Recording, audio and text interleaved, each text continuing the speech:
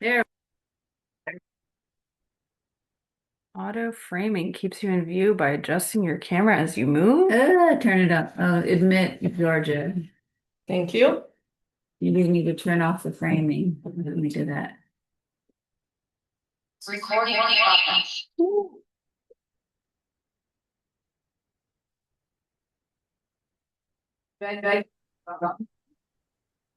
Yeah. Well, No, none of you guys need to join anymore. Hang on. Um, this is a well-attended finance meeting. why is? Did you Hello? have some of these treats? No, that's basically like. Sit over. What's What's up? Nothing, you know, I turned my volume down, I started to realize. Yeah. I don't know. The volume's off on here, right? Yes, so we'll want to hear Kirsten there. I'm Okay. turning everything down here. Okay. I mean, it could also just won't engage mine if my audio is better, but. Sorry. Coffee. Coffee. Coffee from West Yost. Is it ground already? Is it ground already? It's not pods, whatever they're called. We have metal things you can put the coffee into. It is ground. Oh. West Coast roast? Whoa, really? That's what it says. I can get rid of that. That's Nice. weird. That is It weird. smells good. West Yost roast. That's roasted. What, I mean, really, what a name. There's not so much Actually money. making me want to have coffee. Yeah. Try them. I think it's the blend of, what are they, engineers? I was gonna, I think seem to like.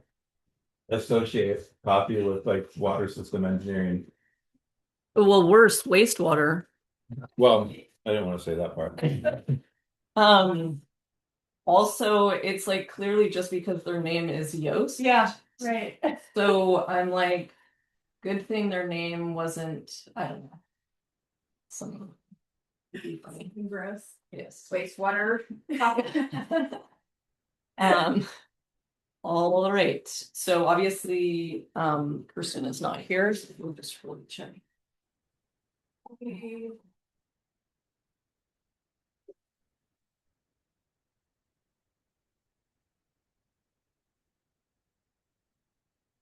Oh.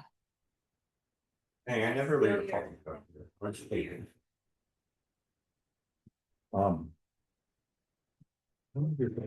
Every fun. 4 and 5, hold on, let me just check to see. The other Andrew. The other? I don't know, they're probably not there. Okay. Alright, give it to me. 415 847 0830.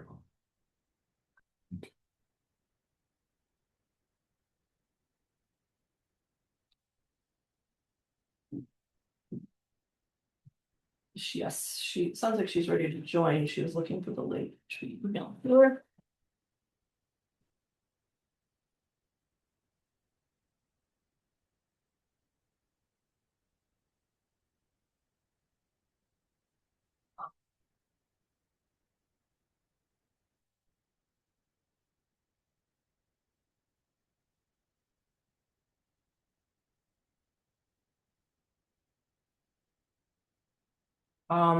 She sent an email to us asking for the link, so I'm just gonna wait for her to join because it sounds like she's.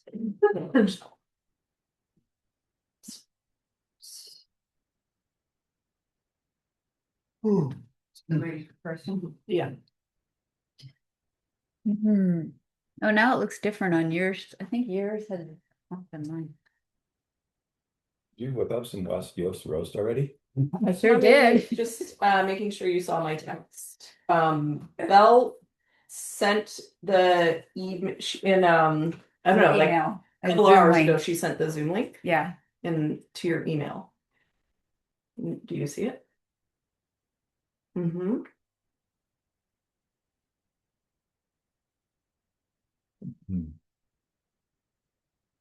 Let me make sure she sent it to your WC. Yeah. Oh, okay. You want to forward it to her again? Yeah, let me Alex? just get it here.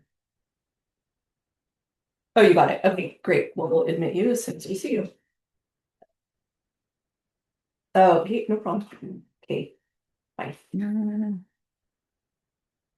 Admit. Admit. There we go. And then Hopefully we I can hear her. think when we start it, we might as well record it just so we can get a transcript and stuff. I mean, we are recording right now. Oh, we are. Yeah. Oh, okay. Hey, Hello. Sorry to miss you in person. Hi, Kristen. Hi. Can you talk again just to make sure the audio is, yeah, it's reverberating. It's reverberating. Yes. Is it?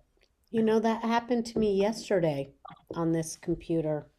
Unfortunately, that's all I have. I can go to mute. Yeah, maybe just mute yourself. Can you mute yourself? And because otherwise, if we're talking, it's going to be super annoying. Did you Okay, mute are yourself? you muted? Yeah. Okay, we're Oh yeah, no, I muted myself. Yes, that worked. It worked. Say nothing if you mute it. Okay, I'll say nothing. thank you. And then obviously unmute if you have Yeah. questions or anything. Just chime in. All right, so without further ado, adieu? No, adieu. Okay, this is the Finance Committee meeting, but focused on the capital improvement plan. I'm not considering it part of like the budget cycle, but it's just sort of a preliminary meeting. So the purpose of this meeting is to review the district needs and specific projects because BCPUD needs desires to rehabilitate or replace old failing infrastructure, needs desires to augment or improve infrastructure, needs desires to implement new technologies. And as we go through this, we're not doing like a formal prioritization or anything in this meeting, but I think it's important to just sort of consider the questions broadly that inform how we would prioritize projects. So that would be, is the infrastructure currently failing or causing service disruptions? Does the issue consume significant staff time or resources that could be redirected if resolved? Does the project reduce long-term costs or prevent expensive emergency repairs?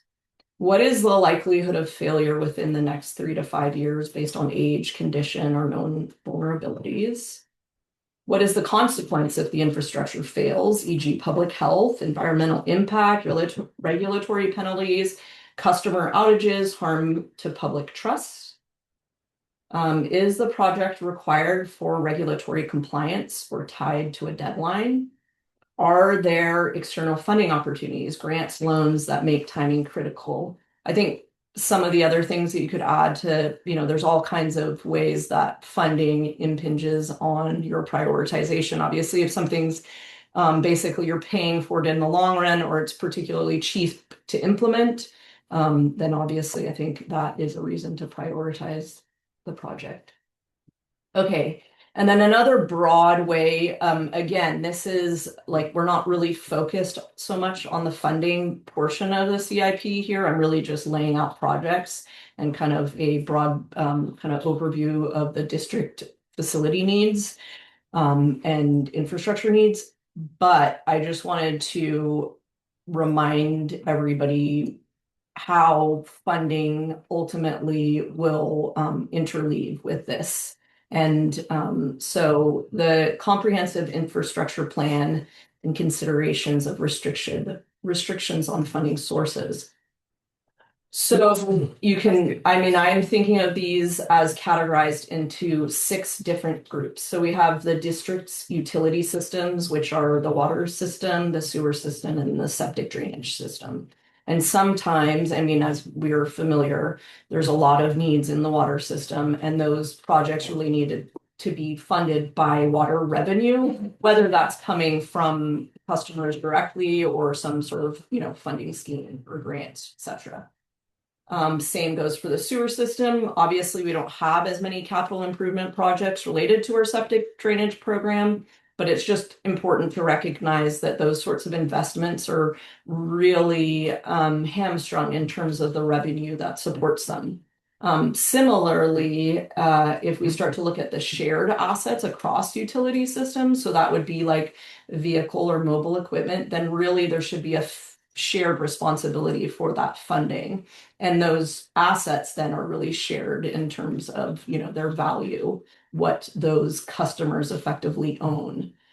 So that would be the water system, the sewer system, and the septic drainage, kind of contributing to all of those projects. That doesn't mean that they contribute equally, but you can imagine that we have a revenue kind of funding scheme that reflects like how much are the trucks used to support septic drainage program versus water, etc. And then that same sort of idea can be laid across your shared facilities, so like an office building, for instance. And then there's this sixth category, which is really community benefit projects.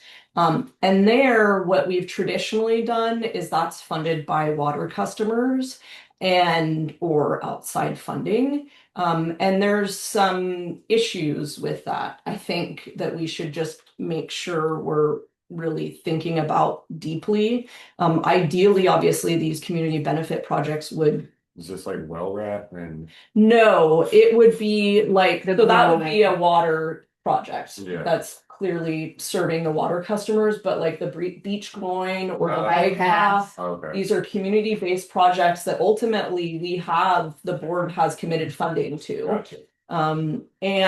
But really, if you look at the sort of restrictive language around Prop 218, like there's some question as to whether that's really appropriate for us to be using those funds in that way. I think we have more flexibility in the tax revenue that we receive, but it still needs to fall under our like legal authority. So we couldn't, like, let's say somebody wanted us to build a hospital, like a rural hospital or something like that. Like that, I think would be a far stretch of what we would be allowed to do legally.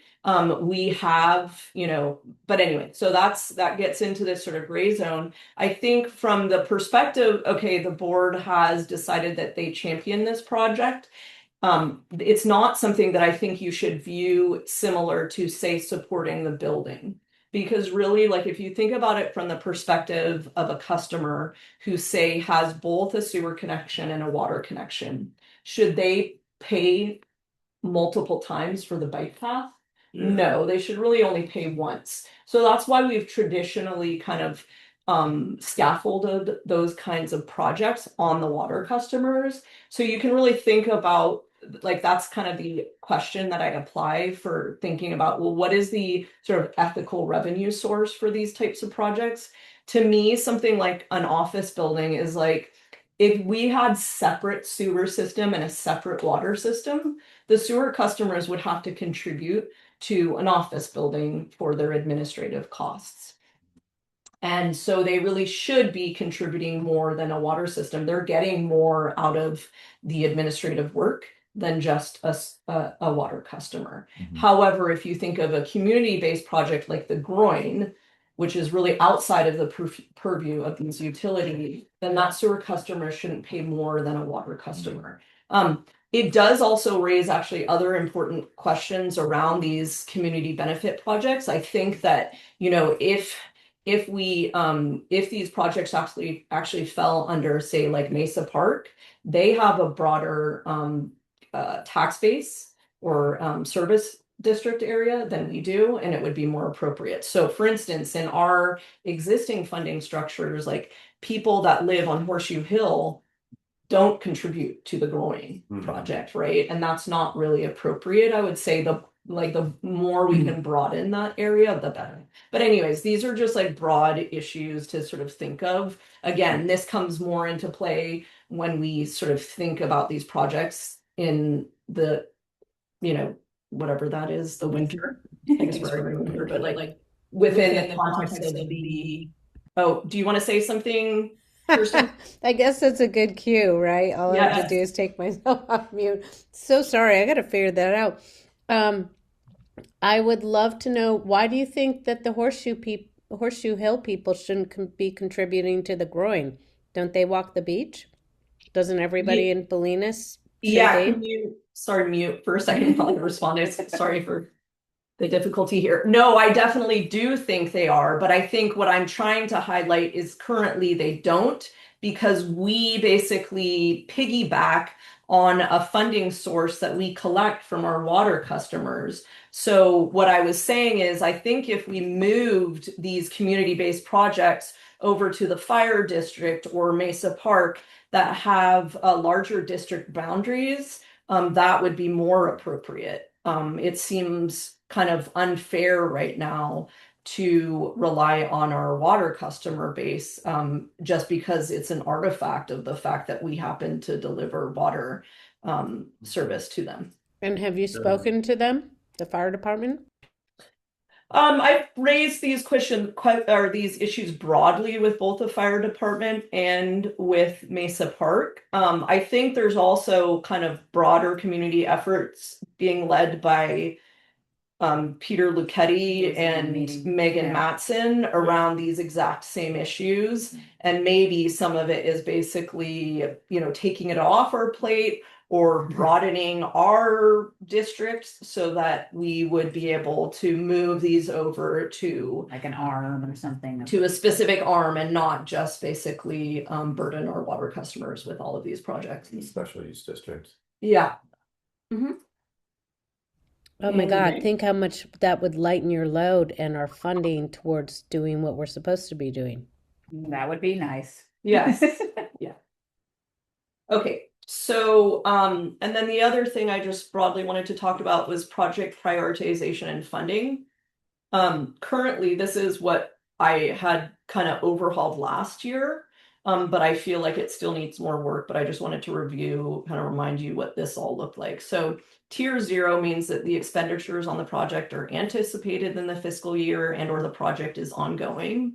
You can consider these projects, or at least the phases, as a point of no return. Money has been set aside for a specific phase of the project, e.g. engineering assessment, bidded construction, and funds cannot or should not be reallocated to other project or district expenses.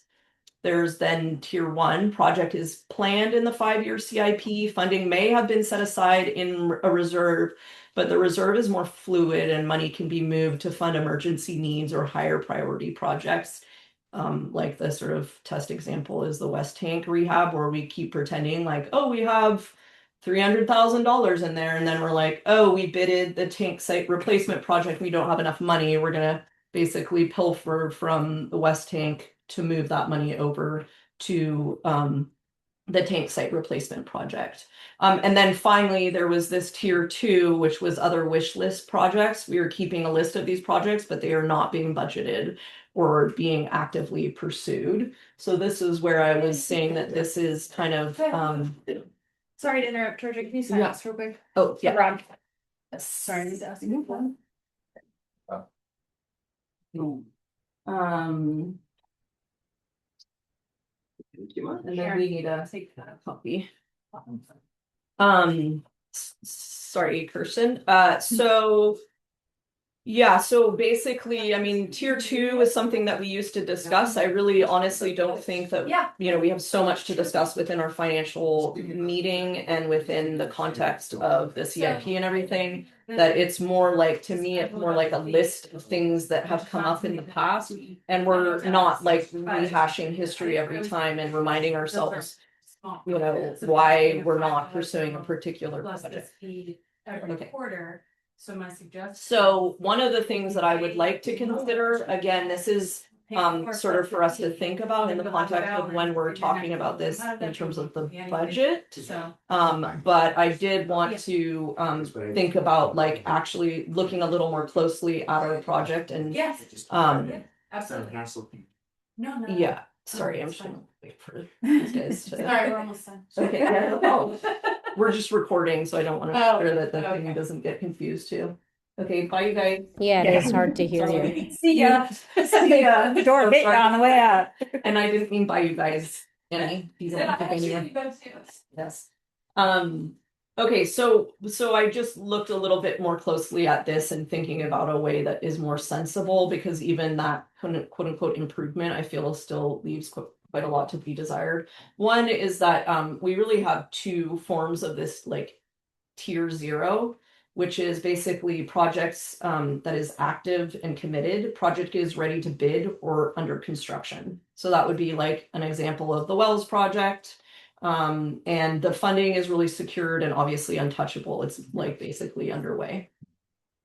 Then there's this other category, which I would consider tier 0 B, tier 0 quote unquote B, which is a project was completed, it went over, and we need to replenish reserves associated with that project. So I would consider this, it's like no new construction, the project's effectively complete, but we still have financial obligations associated with that project. And if we don't really call those out, we just end up depleting our reserves. And so that's something that I was already surfacing last time, but I think it was confusing because I was kind of categorizing all of that as tier 0 and not parsing at that level. So I'd like to do that. And then tier 1 would be planned reserve building. Project has engineer's estimate or a reliable cost range. It's included in the 5-year CIP. Reserves are being built gradually. Funds are flexible though. And this would be an example of the West Tank rehab schedule for future years. I mean, this is really not a great idea anyways. I think at the point that things surface at our 5-year CIP, we should really be considering these projects that are being pursued and the sort of way that we've been kind of dealing with the fluidity of those designated reserves is not super appropriate. And it's not to say that it's sometimes it's inevitable that something comes up and you have to do that. So I still think you see those as fluid, but you just should really be refraining from that practice. Is there a way to like uncouple with emergency repairs from CIP, because they're not really capital improvement plan? Yeah, so the thing is, like, it depends on they are capitalizable, and you'll see this, we'll talk about this in terms of the booster line, right? So that's a good example of something was on our CIP and then it just came up in an emergency context and we had to pre-address it. Okay. So I think that decoupling them artificially is not a great idea, but definitely looking at different revenue buckets and better parsing that is something that Belle and I are trying to work on. It means like a big overhaul of some of our financial approaches, but I think you guys probably remember last year this was kind of a nightmare because we didn't do that. And so we would basically because all of that was all in one big bucket and we were using monies for emergency repairs, but then pretending that they weren't in fact coming from the West Tank project or just broadly from that bucket. It meant that because we hadn't rectified those accounts, like there would be less money even in sort of a designated reserve. And honestly, for the West Tank project, that's not that big of a deal because it's far out into the future. But you can imagine we literally had like the money that was sitting there, the $320,000 for the tank site replacement project, without parsing, like physically parsing those bank accounts. It's really scary to think that spend that yes, money. it's very easy to spend that money. So I think yes, definitely approaching our emergency repairs and depletions of reserves and better categorizing those buckets would be very worth it. But it's only an emergency repair in the CIP if it's already on the list. Well, I think it depends. No, I think you could have, like, let's say, I think it's really about whether it's capitalizable. Okay. So, but then why? To me, the capital improvement plan means that it's like planned projects, not emergency projects. And if the project's already on the list and it needs to be repaired as an emergency, then I think that's fine. But if it's completely unrelated to the CIP, then I don't think it should be related to our CIP committee. really. Yeah, I guess the only thing is from a financial standpoint, we really think of that. I think of it all as one bucket because it's whether we can capitalize the project or not. And whether we knew that it was a need in our 5 year, it surfaced as a need. You know what I mean? Like it's basically, I feel like that's more like of an oversight on our part because obviously if something broke and we just had to deal with it in an emergency repair situation, it should have been on our 5 year CIP, Hmm. if that makes sense. But like here, let's look at how some of those things have surfaced and maybe what because obviously they're not on our 5 year plan. I'm not going to go in and edit the plan. But like, I what think- if we just repaired something on the CIP from the CIP? Like, what if we just did it completely new, and then like 6 months later it breaks? Is that CIP money or is that different money to repair it? Oh, it's definitely, I mean, you don't have the money there, right? So you're always going into your reserves. Anything Yeah. time as something's happening through a emergency, Yeah. that money's not been set aside, right? Yeah. Or maybe it's been set aside, but you plan to use it year 3 and now you're using it year 1, right? But it's like ultimately like you're saying, the 5 year plan is a plan. It's like our budget. It's basically, hey, this was this point in time, this is what we plan to do for the next 5 years. Yeah. What I'm trying to do is basically, and I think probably just looking at some of the kind of moving of, hey, this is what happened mid-year. We're going to have to modify this and modify that. And Yeah. will Okay. make a little more sense in that context. Okay. And then the second tier under assessment project I identified as a priority, but requires engineering assessment and feasibility assessment funds are untouchable. This is what I found most problematic and why I really wanted to revamp this a little bit is that I had things that are in tier 0 that are both at the level of assessment and at the level of construction because I was really thinking about them more in terms of the quote unquote untouchability of the funds. Mhm. But you can imagine, like, let's say I engage an engineer in our 5 year CIP to do a radial gate assessment. I've set aside that $50,000. It's untouchable, but it doesn't really make sense for it to be considered in construction because maybe they assess the radial gate and they say, yeah, it's going to be $20 million for you to repair this. And I say, no, thank you. Yeah. So it's basically, that's Yeah. kind of where I'm trying to get a distinction and really highlighting, there can be things in tier 2 in terms of the funding that are untouchable because I've basically decided, I've already engaged somebody on that work. Yeah. Okay. And then finally tier 3 is what was tier 2 before, which is basically a conceptual list. I mean, honestly, I don't think we spend a lot of time even discussing things on those lists, except for if somebody says, hey, how about X? And I'm like, well, look, that was discussed 3 years ago and we decided it should stay tier 3. Okay. But that's the list Andrew wants to get after, right? The tier 3? Yeah, building out a wish list.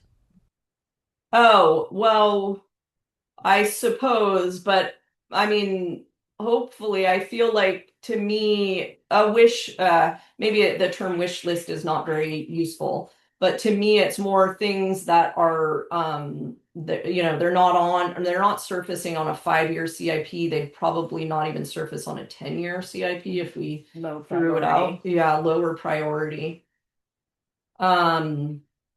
Okay, so moving on and looking at the projects in more detail.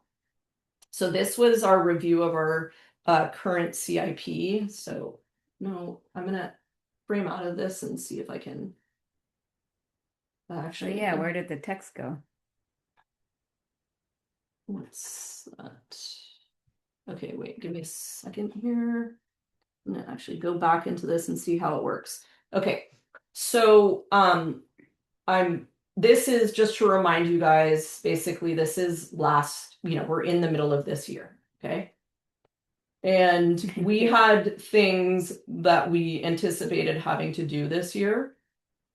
One of which was repair of the Arroyo Hondo access road. Mm. When I was envisioning, $50,000, this was really to go towards permitting and a more extensive replacement of culverts and stuff like that. As you guys know, we were fortunately able to repair that through other means. So, that's something that probably we can remove from next year's CIP. Um, but the importance, like this sort of gets at maintenance versus real capitalizable projects. I think the nature of the work that we did really is not capitalizable. It was basically rock and materials to repair an existing situation. Yeah, the next thing is this replace of the booster pipeline. You can see we're planning to do that in the 2029 year. Obviously, that got moved to this year because of the emergency state.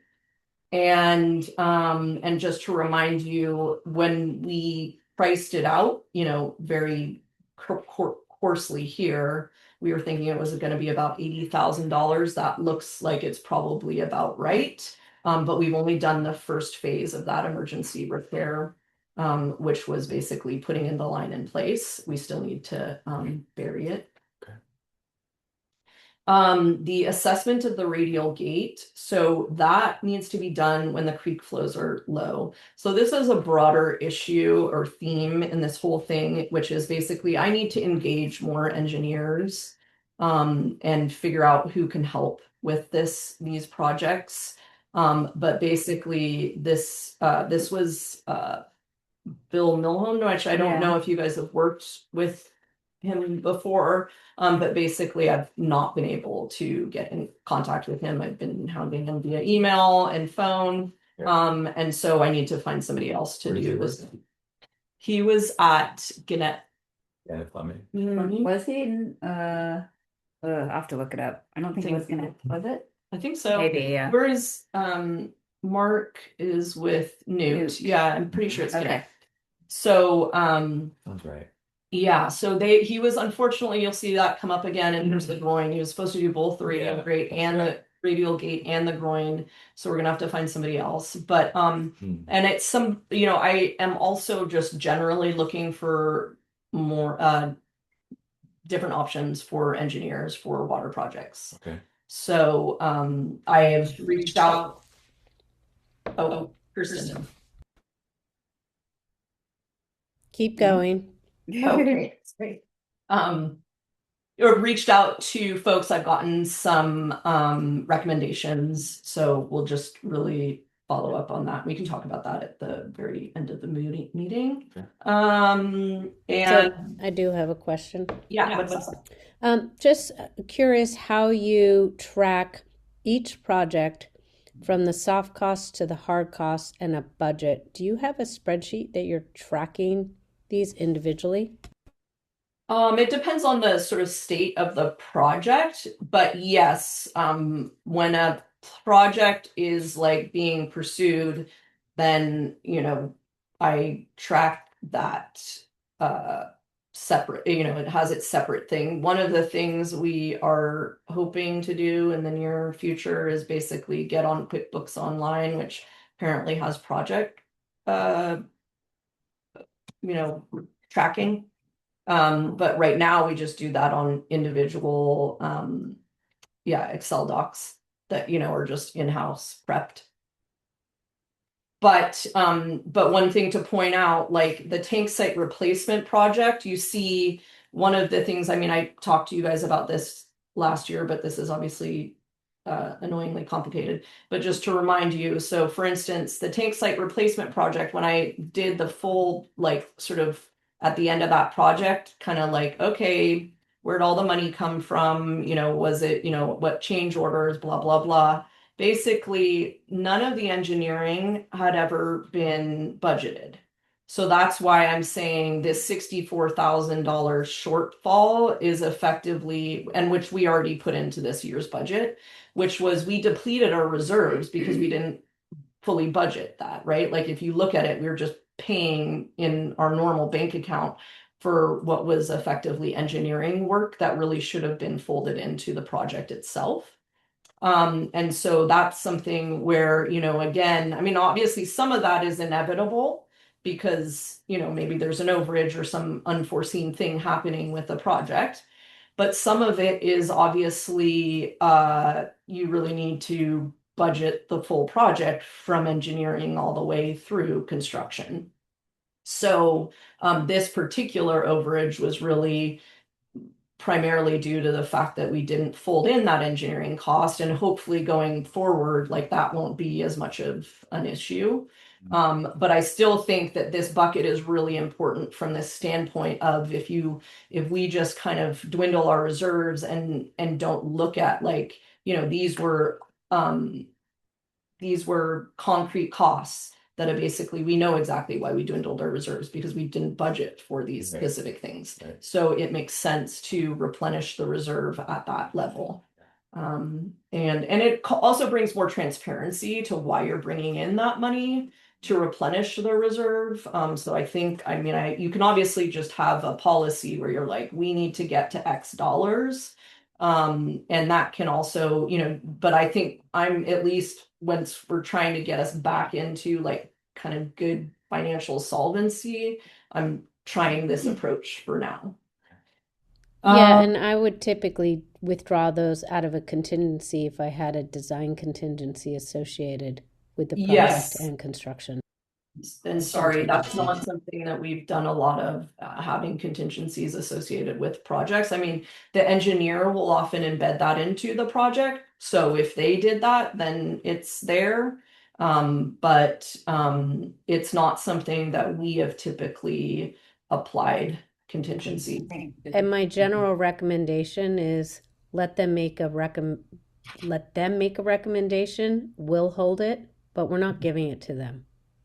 Because they'll Okay. spend it. Okay. Yeah. They will. Okay. Contractually. We're not giving it to them. Yes. Okay. Scope should be broadened. And I mean, this is more a technical point. Does that, so like, for instance, you know, the engineer for the bike path put in contingencies. And that's for his, you know, engineer estimate, and for me to go out and figure out how much funding I can secure. But I wasn't thinking that he would put that contingency directly within a bidded document, if that's kind of what you're talking about. Does that make sense? Or are you saying even No. to separate from the engineer himself? So there will be an estimating contingency. There's a design contingency that I recommend holding, and a construction contingency. Okay. So happy to do that. I hate that you're getting feedback. Happy to walk through how I see those three things. I'm happy to let the design team and the construction team know that, yes, you're asking for a 5% contingency against your fee. We will hold that. We hear you. But we're not going to contract for it, and you have to ask for it. Okay. Okay. Andrew might be able to elaborate on that if needed. No, I think that's the way to do it. Just to not contract for it. Is what I would say.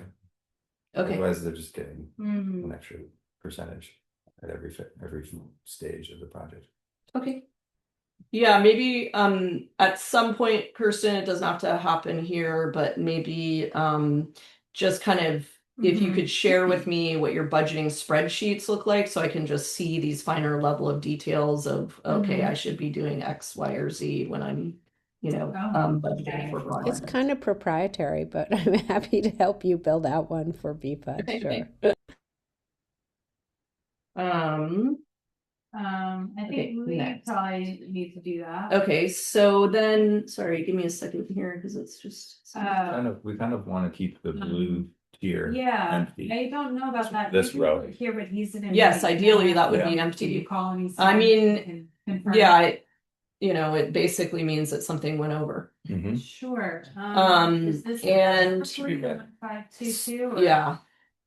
So, Um. but blue is so pretty. I know. Okay, so the next, Magenta, though. Magenta. have to be red. um, Yeah, so the next thing, I mean, part of that, the red, I basically, just to remind you, part of that, it's down here, but it's essentially we collect money and we spend that money in the same year. That's why it has like kind of saliency to me Okay. of if we don't get that money in, then that Okay, project's great. not happening. So there's a lot of urgency there. Yeah, Whereas no problem. this is, replenishing a reserve. So at some level, it's kind of like quote unquote less important. But obviously, if you just deplete your reserves and don't ever attend to that, then you're going to find yourself with wanting to turn your blue red. Yes. Yes.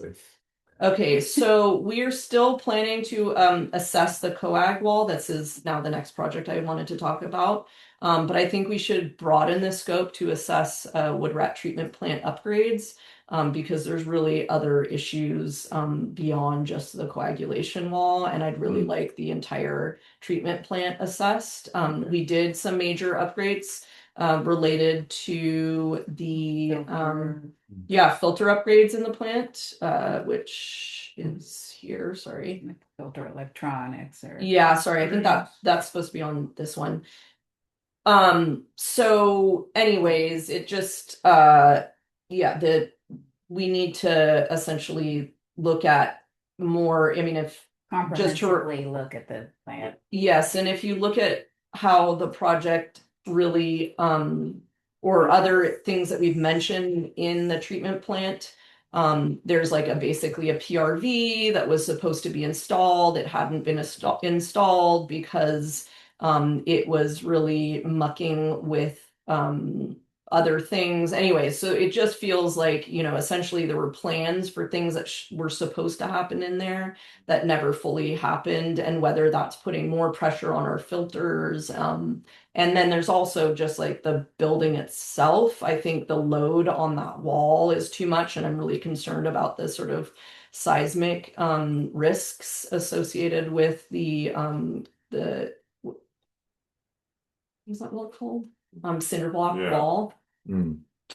Yeah, it's currently cracking. Is it? Yeah, it's scary. Okay. I'm sorry, So- where exactly is that?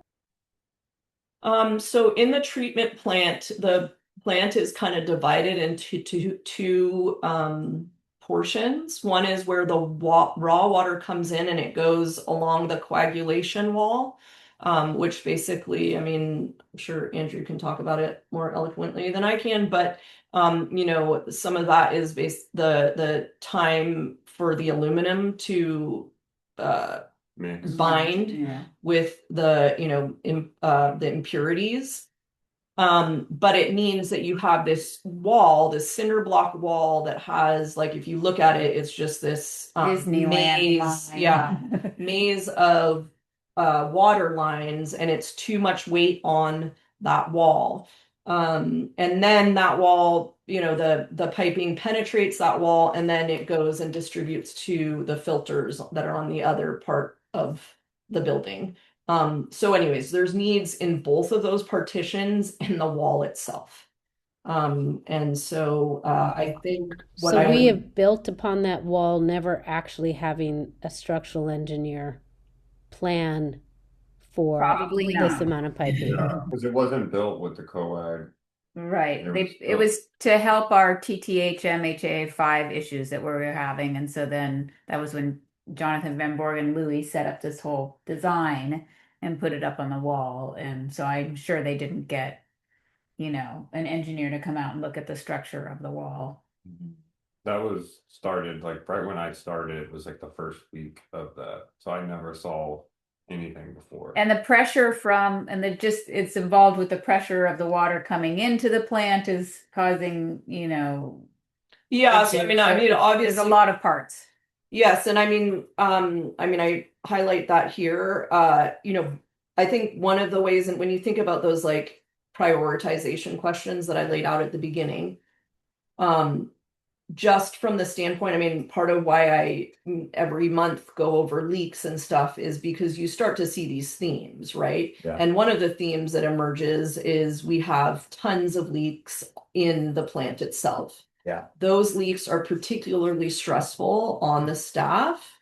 And then beyond that, like beyond, oh, we need to repair, or redesign whatever that coagulation pump like piping looks like, it's just very scary because of the structural integrity of the wall and the fact that this seems like it was an afterthought, and we didn't properly seismically or even like bearing load uh, account for what is actually like how we're actually using the wall now. So I just feel like it's really important.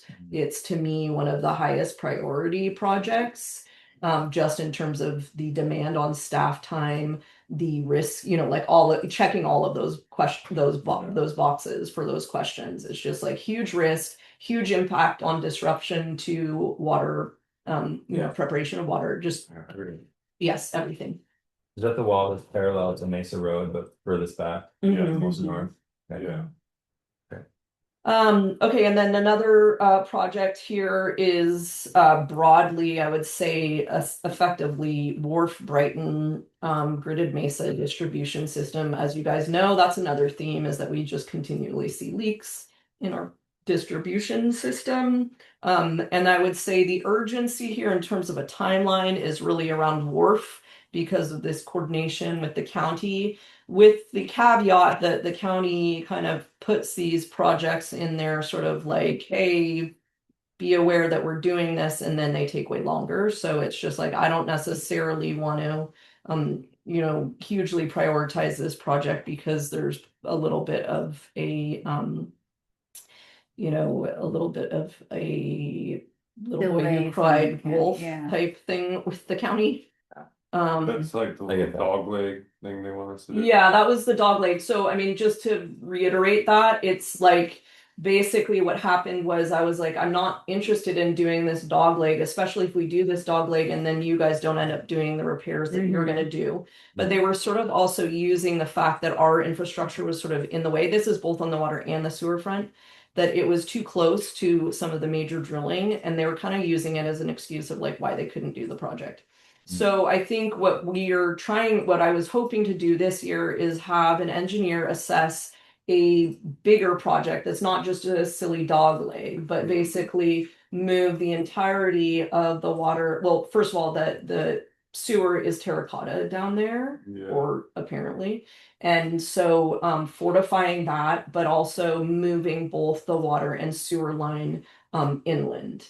Um, because it's important to do. We have leaks down there, whatever, but also because it's in the context of the failing road and Yeah. wall. So it's just, but I think that I kind of decided, and also I would say folded into that is sort of like, are there particular corrosive resistant materials we could use too? Because the other thing that we see is with all of that seawater inundation down there, that things that are not even particularly old look ancient.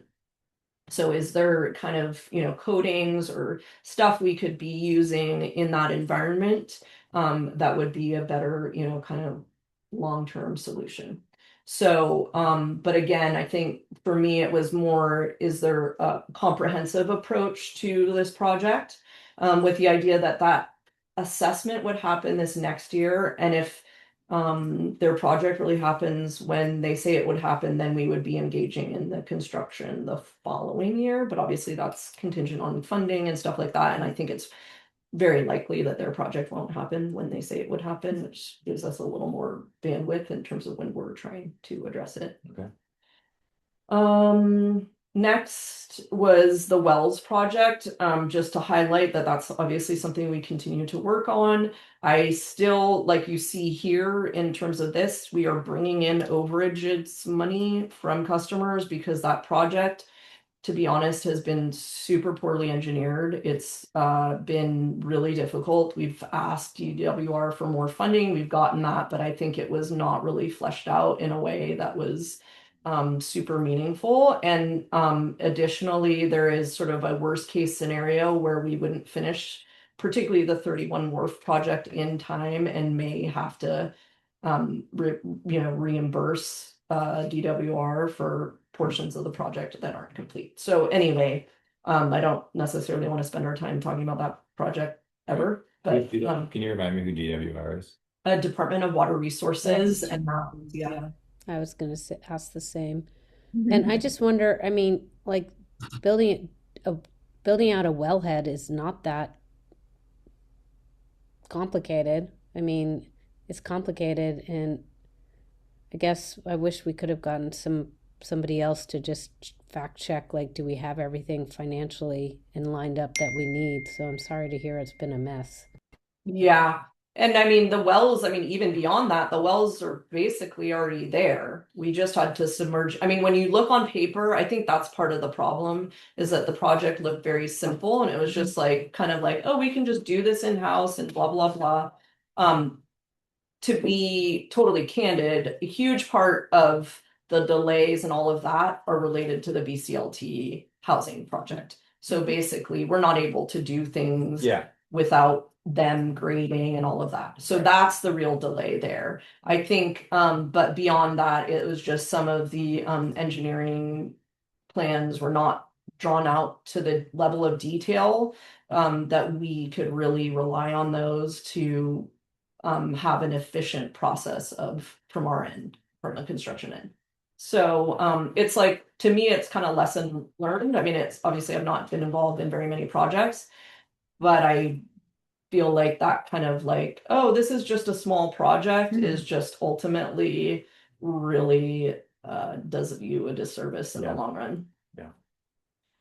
The pilot study on Kale, that's still, I'm calling it the pilot study on Kale. The exact road that we use to really pilot this is sort of this idea of, hey, there's a lot of leaky lines on the gridded mesa. Can we do some of those internally? Which we think we're still ambitious to do, but our primary like workforce is really dedicated to the wells project currently. So after that February deadline, then I think we'll shift gears and try to work on one of those pilot roads. Right now, it's looking like it's probably going to be Walnut instead of Kale. But you know, again, that's something to be assessed. And just to remind you guys, I mean, this was sort of like, okay, and we'll continue this process. If this pilot study was feels doable, then we can sort of repeat this process. Okay. Okay, so that's basically the water system. I just wanted to, that's obviously a review of the existing system and sort of with half a year in the rears to sort of think about how is it the CIP going to be modified, given what we already know halfway through the year, and obviously the fact that the whole thing moves forward a year. But the other thing is that I wanted to just reiterate that I really want to carve out this sort of, and ideally we would be doing this not in December, but more in the September, October timeframe, is having staff meeting devoted to this so that the staff, and obviously the field operators primarily and the chief operator really highlight what they think should be on the 5-year CIP, have that fold into this meeting. So that is what we did, albeit kind of too late. I mean, not too late, but later than I would have hoped. And so this is a link to, just our meeting notes from the staff meeting that's really informing a lot of what I'm talking about today. But I just wanted to highlight some projects that basically didn't surface in our CIP and provide some context to, whether they should be prioritized. Right. So one of the things we talked about was automated meters. I think most of the staff is in agreement that this should really be prioritized. The context in which I would say that priority is warranted is because of our water moratorium, our limited water supply. I feel like we've talked about this at the board level a lot, but basically the idea that we talk about how limited water is, and then at the same time, somebody may not know that they have a leak for 3 months just seems irresponsible. That's the primary context that I think about it in, but obviously there's also administrative and impacts on time spent reading meters manually, which is also important. And just data collection. Yes. Yeah. I think it's starting to be pretty obvious in the meetings that Okay. our data is not helping us that much. Yeah, it also makes billing very complicated Yeah. too. And like if you look at even just regulatorily, things are done on a monthly basis, and yet we Yeah, can't do good. things on a monthly Okay. basis. Yeah, And we always have good to news. like, spend quite a bit of time sort of like massaging our data to meet something that's not Okay. really built for that. Yeah. Another thing that the staff and Yeah, that's worries fine. about, the Great. field Okay. staff, is Got it. basically the So you're Royal that Honda way, you access need road. anything? Yeah. And beyond what we were dealing with here, but like Okay. just how narrow it is, how if you have a minor mudslide there, which you Oh, okay. frequently do, in stormy conditions, it really precludes access. I mean, I'm Okay. fine to elevate that Thank in you, terms me of what too. can we do. I worry that it's a permitting nightmare because of its placement in the park. Sure. And so that's kind of the only reason I would sort of deprioritize it, is more just what a headache that project is. Can I ask a question, a kind of a technical question? For that road, what is the like access that we use? Do we just drive trucks up there to check, or are we like moving materials and pipes? What But yeah, I drive materials up there, and I took a whole bunch of rock up last week for the Okay. culvert. Okay. Had to wait several days for it to somewhat get dry to even get up there. Okay. But yeah, it's so narrow, it's very sketchy. So it's like a heavy load. It's not just like something that you could like use an ATV on or something, right? Well, then mostly, and probably by next week, there'll be a tree or another mudslide. So just generally, most of the year, we walk it You do. regardless. Okay. All right. Yeah. But it's But I think can be, periodically. Yeah. Yeah, materials. I think the Okay. issue is that obviously if everything's smooth, then there's even like barely any reason to go up there, right? But obviously you're having to do repair and maintenance on the impoundments themselves. And then obviously to act, I mean, it's sort of like circular because it's Sure. like I need to clear the road to access the road, Yeah. but for what Yeah. purpose? Like the thing that scares me is basically, as we're about to talk about, is that we have also all of these raw water lines that are exposed. Right. So what if a tree comes down, hits the raw water line, the road is impacted, it's like we're just in these like really long delays in terms of being able to repair our infrastructure that allows us to get raw water. Yeah. So it's obviously important. But I think the road itself is daunting. The other stuff that we talked about was shoring up or protecting exposed lines. I think the more we talked about it, the less I was feeling like it was hugely impactful, because I mean, obviously you can create these nightmare situations, which you want to consider, but we do all of that exposed line is from the upper to the lower. So you have some redundancy there. Whereas, if that line were to break, then we could move down to the lower. And then beyond that, most of it is pretty exposed. So actually repairing it is not as daunting. One of the things I thought about, I didn't mention this in our staff meeting, but as I was preparing this, I was thinking, maybe we're just doing some preliminary in-house investigation around what portions of that raw line, if they, exposed line, if they were damaged, would be incredibly difficult to repair. Yeah.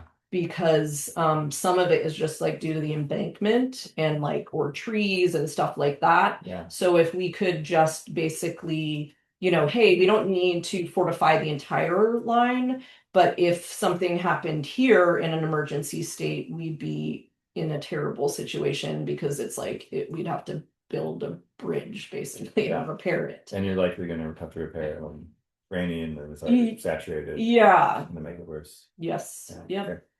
Anyway, Seems so important. yeah, another thing that we talked about that didn't surface at the CIP, which basically I've mentioned before at the board level, is improvement of water quality and operation use of the management of the reservoirs. and including for use by the fire district for fire suppression. Again, I don't think that this needs to surface in next year's, 5-year CIP. I think that it's so it's you really, when you think about it, it's really pretty redundant with how we're hoping to use the wells going forward. So I would let the wells play out a little bit more to see how reliable of a sort of secondary source the wells become. And then we can sort of think about, hey, what is the investment we're willing to make in the reservoirs at that point? I think there's maybe some cheap operational things that we should just maybe in parallel consider. But it really requires hiring somebody who knows what they're doing to really conceive of this. And my sense is that it's probably folded into actual CIPs to improve some of the kind of ability to control flows between the plant and reservoirs and stuff like that. So it's probably not super cheap. Okay. And then this one that we talked about already, but plant modernization improvements and rehabilitation, that's a huge priority. And just basically broadening beyond what we have on our CIP right now, which is just really highlighting the coag wall. Yeah. But really thinking about all of the issues we already talked about. Do you need the board to approve the assessment of those? Because obviously we should get prices for all that. Yeah. Those projects once we have the scope established. Mhm. Is that something that you need approval on, or can you just Probably Yeah. because the assessments themselves, usually, like if you look at our procurement policy, it's like if it's above $5,000, yeah. then I basically should raise it at the board level. Okay. And then just some other projects. GIS mapping, modernization of the water system Bible. Yeah. I think that is a priority. And I'd say as a first step, we should either, devote time to that, our limited amount of time, or hire somebody to help us with that. Really, even if we were to engage a kind of company to develop all of that, we need to feed them something. Yeah, So yeah. I think, at some level, it wouldn't take that much time if we hired somebody similar to what we Set did. up the structure. Yeah, or just even like train them on, hey, here's our Bible, here is Google Earth, have at it. And they don't necessarily need to be professionally trained, but it would be a good stepping stone to ultimately that's what you could feed to a professional if you want to make that investment. But it would be hugely helpful for us. As you can see, Andrew brought in all of these scrolls. Is it all hard copy? That's all we have. For the Bible, yeah. Yeah. We I should- mean, we've I scanned have it, scanned but we it, don't, but we don't have it like in an electronic program. Okay. Yeah. And So then is the all Bible- this is drawn from Billy, so it's nothing and it's really to scale. Do you guys amend it when you make repairs or when something happens? We try to. Okay. But there's been for a long time there was one in each truck. Yeah. So one of the issues was that like they were out doing something and they amended the one in that one Sure. truck, but then they didn't come and carry it over. So it's a little bit of a mishmash. Okay. Kirsten, what were you saying? And No, I'm just trying to figure out, if we hired somebody, would it not be better for them to kind of create the skeletal structure and then our team to be able to take the information and drop it in, either with what we have historically or what we need to gather? Yeah, I mean, what I was envisioning is kind of like we hired Christiana, right? Yeah. It's basically somebody who's just part-time devoted to really translating the Bible over to Google Earth, because my understanding when I started to look into, hey, we get to hire somebody to do this, it's like they're not magic. We have to give them something that is actually concrete for them to even put it into some sort of system. And the fact that nothing is digitized on our end means that there is some kind of initial legwork that is going to make that process more efficient. That's sort of how I was thinking of it. Or we could at least get somebody in here who could like say, this is what we need to do to get us to. Yeah, you know. but I mean, I can't remember who I talked to about this. this. I mean, I think I engaged with some like Mm. pretty early on, and they were saying, Varus maybe or whatever. yeah, or something. And some of it is, yeah, probably talking to Chris Cosgrove, like our IT person, about, you know, what are our options here. But yeah, they said you would need to basically, like, they, you know, they don't have X-ray machines to see Yeah. what's in the ground, so Yeah. you need to provide them with that information. Anyway, unfortunately. Assessment and redesign of dead ends and distribution system for Greater Mesa. This kind of dovetails with that other project, which is replacement of leaky pipes. But I think one of the things that we should consider is whether either internally or by engaging an engineer, we really want to think about, while we're doing this, what types of re-engineering do we want of the distribution system, because we do have quite a few dead ends that impact water quality. Okay. The other thing that sort of along the lines of replacing leaky lines is really, I think, when we think about that re-engineering, we should also think about where we want fire hydrants. The fire hydrants really need to come off 6-inch lines, which we have barely any of. And really thinking about, hey, when we do this redesign, where do we want 6-inch lines? And that really needs to be done in coordination with the fire district. And as an example, there's a 4-inch line, steel line, that feeds the school, which sounds very scary to me, because basically there's no adequate fire suppression system near the school. And it's already burned down At once, all. right? Yes. Yeah. Just the library building. Just library. Grace, meanwhile, poor Grace. Yes. Anyway, so that feels important, and it also feels like when we address the sort of gridded mesa, we should really think about this comprehensively, in the context of fire suppression. And then finally, last thing is replacement of public service lines as part of the EPA's lead copper rule improvements. Basically, you know, by 2034, we need to, at the very least, replace the public service line, and maybe even beyond that, although the sort of legislation around that is a little bit confusing. But anyway, one thing to note is just that whenever we do these main replacements, it's really more efficient to basically do the service lines that we need to change anyways. I think there's only, I mean, there's like 27 lines that, I mean, most of them are on the customers, and then we have like 6 that are part of the BPUD lines that need to be replaced. And they're not, there's no lead in the system or anything like that. I mean, I know you were one of the ones No, I that, think I am actually. yeah. And so then you don't think you are, or you do? Yeah. And so then basically we haven't found, and we tested Annie's and everything like that, but there's, if you have unknown pipe, then the state basically says that's, you know, a no-no.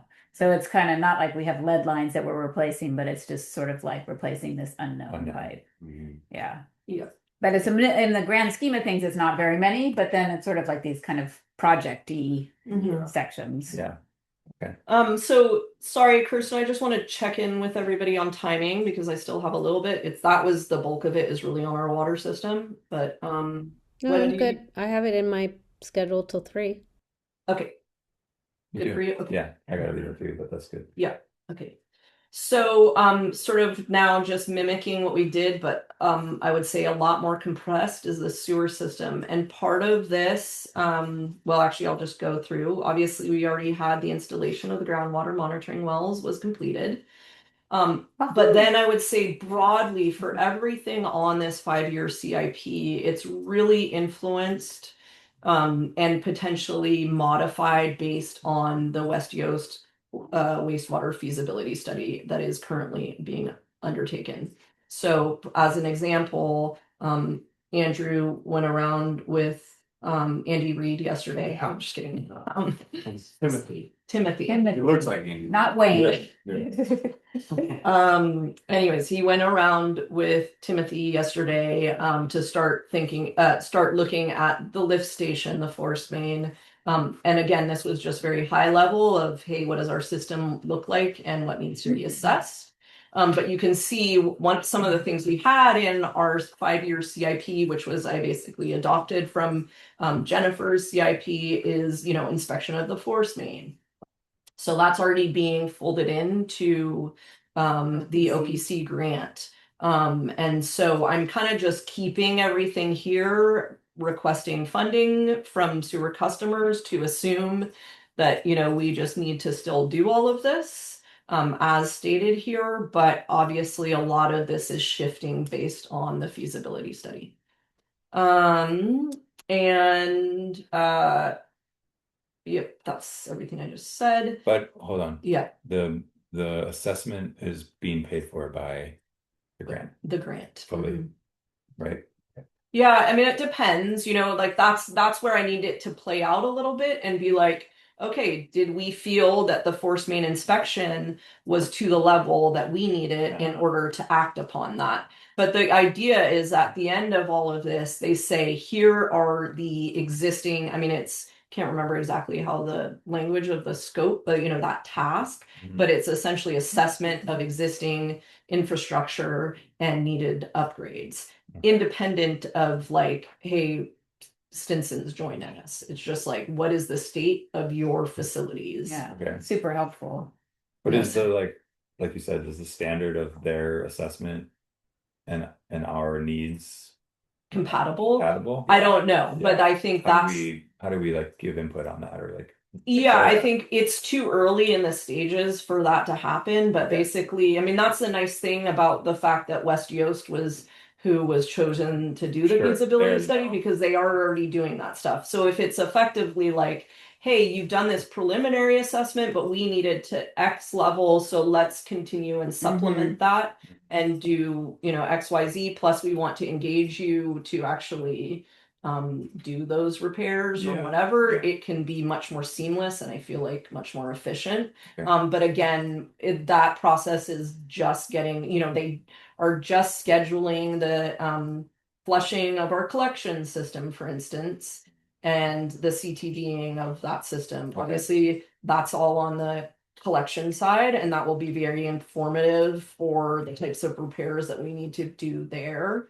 And then, like I was saying, on the sort of treatment side from the lift station up to through the treatment pond, that was who Andrew was, out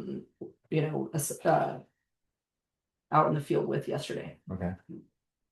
Okay, so however, the interim memo will continue. As I said, I'm just kind of pretending that that's because I'm not well enough informed. And like you're saying, maybe none of it will be to the level that I want, and so or we need. And so I'm just kind of assuming that, hey, sewer customers, we still need to bring in this funding. Yeah. And then if ultimately that money goes towards replenishing our reserves, great, because they're super dwindled.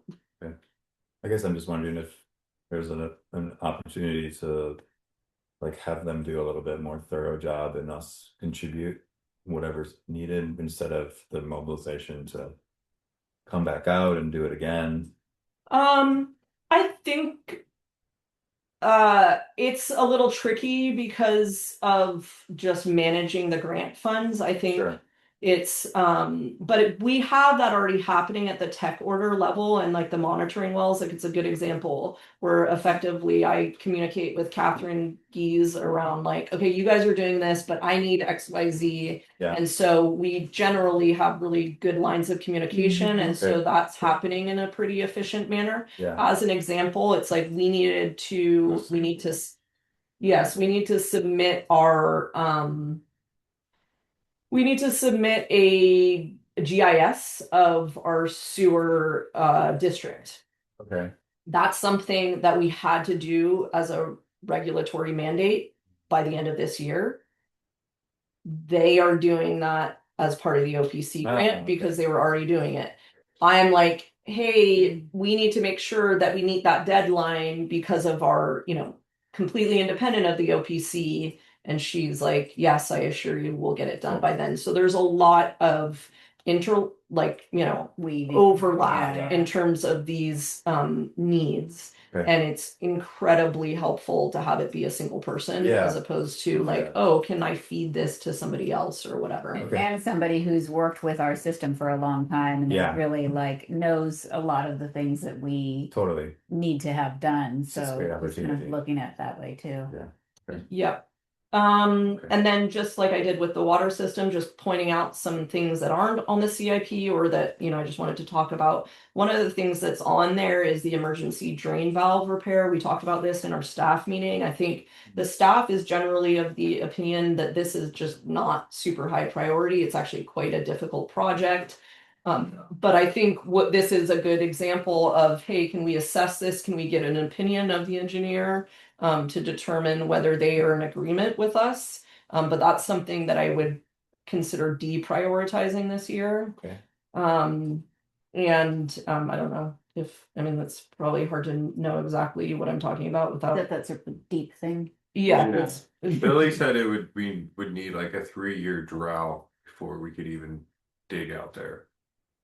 So Where's this? in the center of the sewer ponds.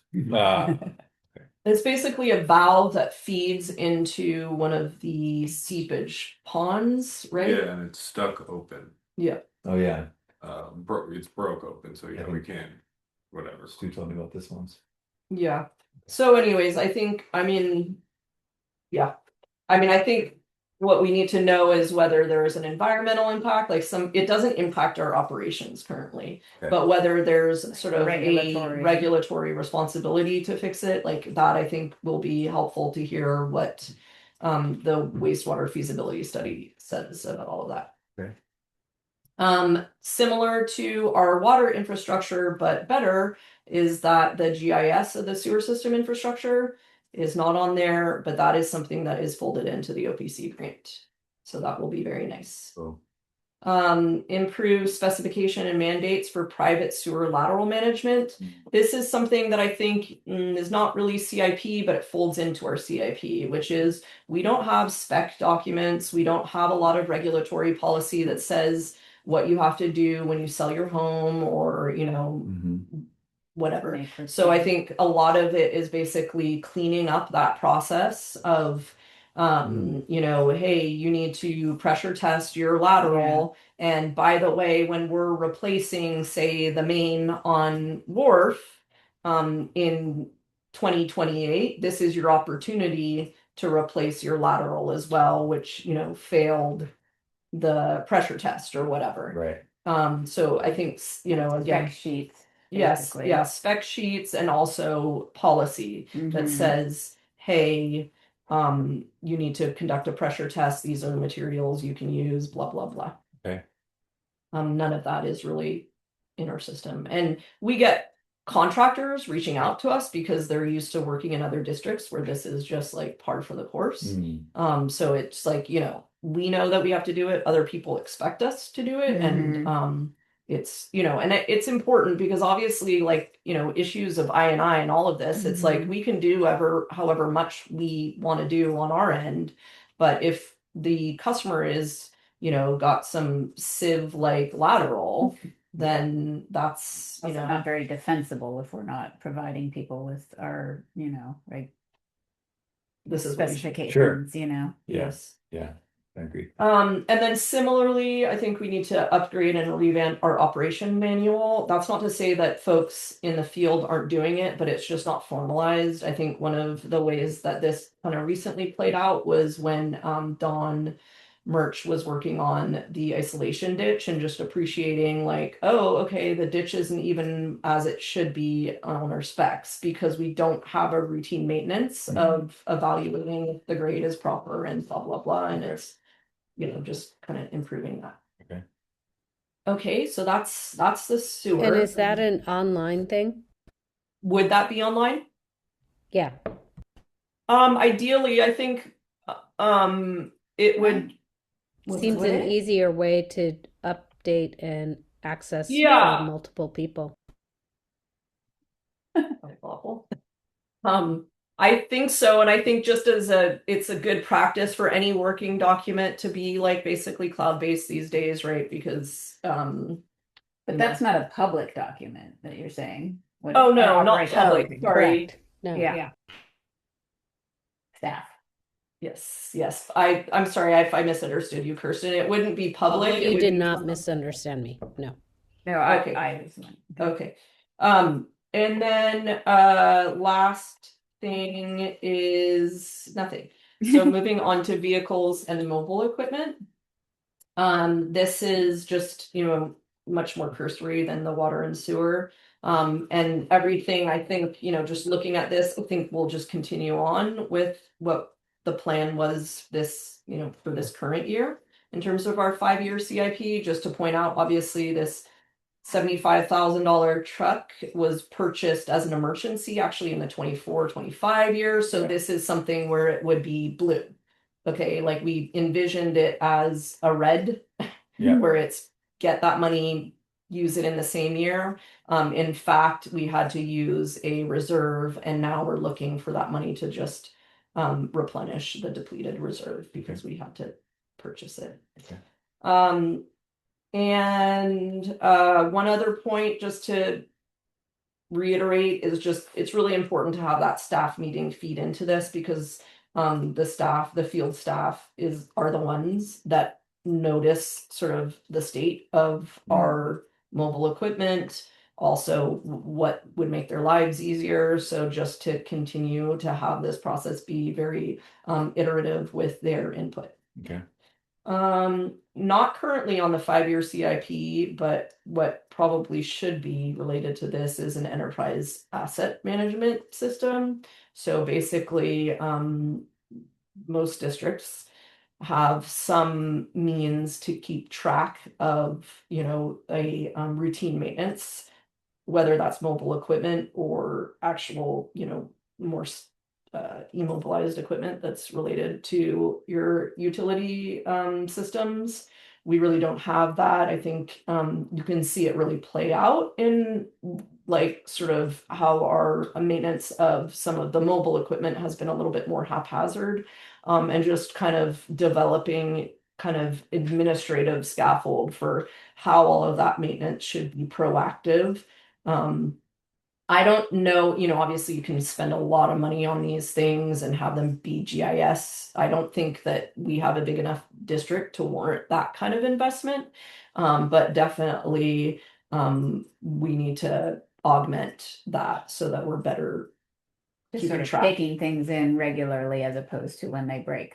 Yeah, and just as an example, so it's like we keep track of this, but it just makes it really hard and it means we're scrambling and stuff like that because we don't have a formalized system for tracking it, quote unquote, for us. So like we have to, have our PRVs serviced every 5 years or whatever. Yeah. And instead of that being, in our heads and us just kind of worrying about it like seething in the background, it's like it would be really nice to have a system to be able to kind of offload all of that information so we don't have to internally just Like wake up in the middle of the night, the PRVs. Yeah. Yes. What does Stinson Beach do? I think they don't have one either, but they're looking to revamp theirs. I think that's the kind of stuff that and is very focused on that kind of database management. So, and that's like kind of his bailiwick. With that, we do our PRVs now when they do their PRVs. Yeah, we actually just rely on them Oh, to tell us when to do ours. We like just split the week for travel for whoever does Oh. theirs. Comes Yeah. Oh, cool. I like that. Yeah, we were doing that for a year or two. Mhm. Okay. And then moving to district-wide building shared facilities projects.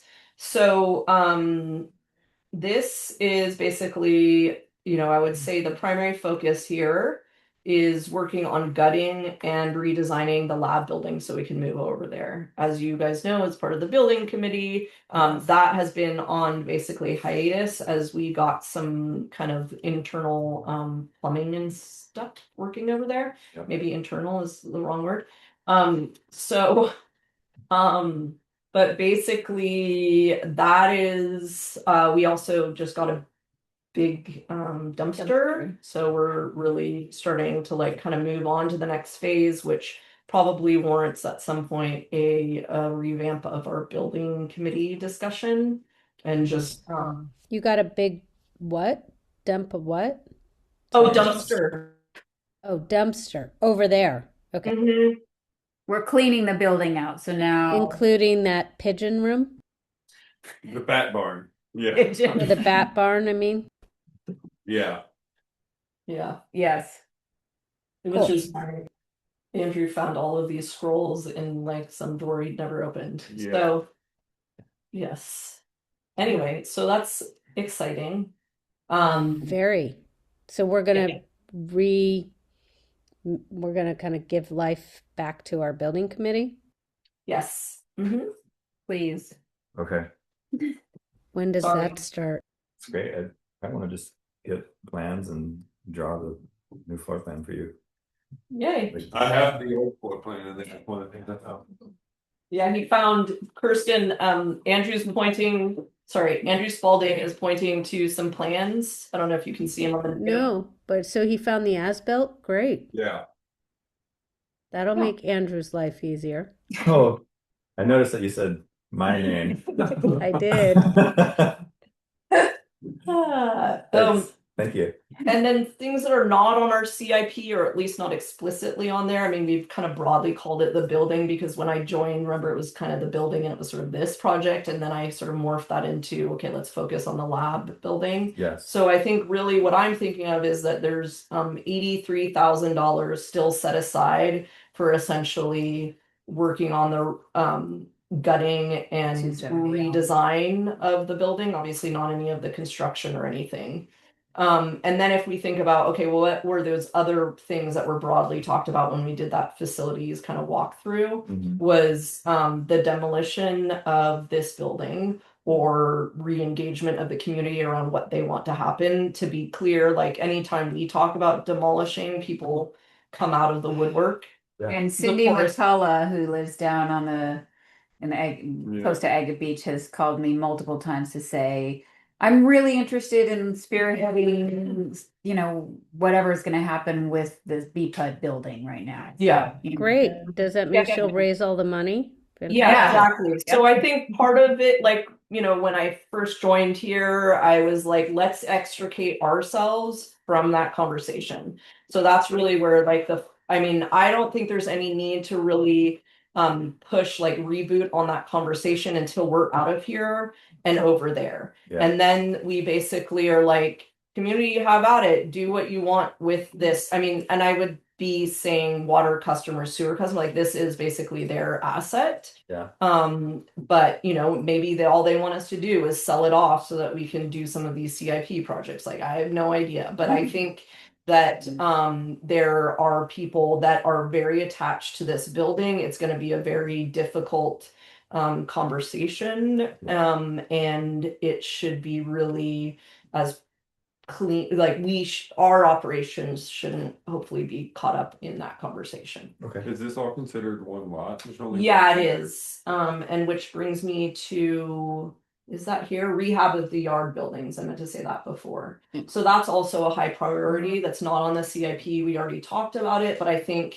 in my ideal 5-year CIP, that would also be high priority. Okay. Yeah, I think we were Probably- called Building and Grounds, not the building committee. Yeah, sorry. I think the only thing I would say is that when we did that, I was like, hey, this is our opportunity to really look at the needs of everything. But if you look at something like, okay, there were needs that we spelled out at the treatment plant, those are really for the water customers. Right. These are what I would consider shared assets, kind of along that purple category that I was talking about before, where it's like septic drainage and all of these people contribute to this, Okay. they all need an office. Okay. And so that's kind of why I'm, Oh, yeah. great. Yeah, I agree. Thanks very much. Okay, and then finally, This doesn't look like the finance committee meeting anymore. oh yeah, it's a CIP lead into our finance team. Oh, the finance committee meeting is no longer at 1 today. Yeah, it is. It's our finance committee meeting. It's Kirsten is had an emergency and she's On the computer. on Zoom. Who's attending? Yes. I was curious to see the handouts. That's all I came to. Oh, okay. We don't have any printouts yet. Sorry. Print But it out. can you print it Go ahead out? and print it out. Yeah, the whole spiel. And so sorry, just moving on to the final thing. This is basically the community projects that are also surfaced at the 5-year plan. As you guys know, there's the Bolinas Beach groin rehabilitation. There's currently $184,924 $1,000. Again, this is just basically that slow buildup of that reserve from that $5,000 that we collect. This is just to reiterate what I said at the beginning. This is the same engineer as the radial gate, Yeah. and that went silent. And so I'm just gonna have to re-engage. One thing I did want to ask you about, Kirsten, was I was wondering about whether you thought of Rich Souza would be capable of doing that. We are working with. Can you clarify exactly what he would be doing? I mean, I think of An him as assessment. I can share with you the proposal for the assessment of the groin, but it was sort of a visual inspection of the groin and what needs to be done to repair it. I don't think Rich Souza. Okay. Yeah, that's a Ron Noble. Okay, I think that we had engaged Ron Noble to begin with, and he's who got us in contact with. Didn't Ron retire or something? Yes, he got us in contact with Bill Milhone, who is the person who's gone silent. I mean, I have a couple of other people that people have recommended for this type of work, because I asked specifically about this project because I know that we no longer have somebody who seems like willing to address it or able. Did he specifically say that he will not do the project, or you just haven't been able to contact him? I had conversations with him leading into the radial gate last year, and we were having, correspondence. Yeah. And then when I tried to re-engage him for this year, although it was a little bit delayed because of the access road issues, but I was like, hey, heads up, I'd really like, you already provided this proposal and we're ready to move forward. Right. And then it was like several emails, several phone calls, basically going to a full voicemail. And I'm like, I don't have any other contacts related to. I would be curious, maybe you could call the Stinson Water District. Who does like all their riprap and their infrastructure? Oh, you mean like Cedric? Yeah. Yeah, Seadrift. I don't know. I could ask. That would be like the next best person, whoever they use, if it's no Okay. longer Ron Noble. I think Ron passed on his company, although he is doing that seawall down in Brighton for Pincus. Oh, okay. Yeah, I only know what basically Jennifer had, handed off this bag to me, and I was able to work with Bob for a bit, or Rob, is it Bob or Rob? Anyway. But unfortunately, Bill, it's neither. Anyways, but It's worth calling Rich, but Rich is really more septic and civil. I that seems so specialized, that groin. okay, because I was just wondering in terms of his structure of the seawall, but I guess that's more civil. It just feels like similar in terms of, I look at it and I'm like, oh, big hunk of cement going out into the sea. Maybe Rich can help us. But wait, Rich is doing what? He was helping, remember, with the county seawall project? He was the engineer on that. Oh, you're right. But that was around drainage, I thought. Oh, it was You're the right. whole design of the piles and all that. I think call him. Start there. Okay. Anyway, okay, so that's the groin. One other thing, just to throw this out there, I'm having to renew the lease, the 20-year lease associated with that. Just like as a sort of indication of how nightmarish this project could be, we were asked if we had an original coastal development permit for the work.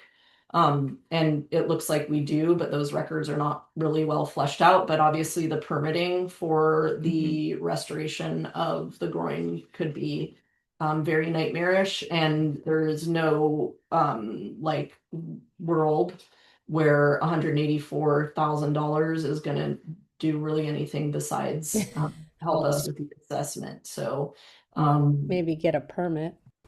yes, maybe help with some of the permitting, but even that might be very expensive. Yeah. I guess my concern is really what does this all look like? Because ultimately we're doing this to, repair that seawall. Mhm. And where is that funding going to come from? And it feels like, kind of along the lines of what I was talking about to begin with, which is it really appropriate to put all of this on the water customers when there's so many CIP needs that are directly related to water provision? Who So would do it if you don't? I mean, the Rod and Boat Club, Rudy has a highly historic and invested interest in that groin. yeah, I mean, I think one of the things is just surfacing it to the county. It's a county beach. But yeah, I mean, I agree. Obviously, we may even have statutory obligations because we're the ones who apparently built it. So, or at least we're like the lead agency. So, I don't think we can just like let it fall into disrepair.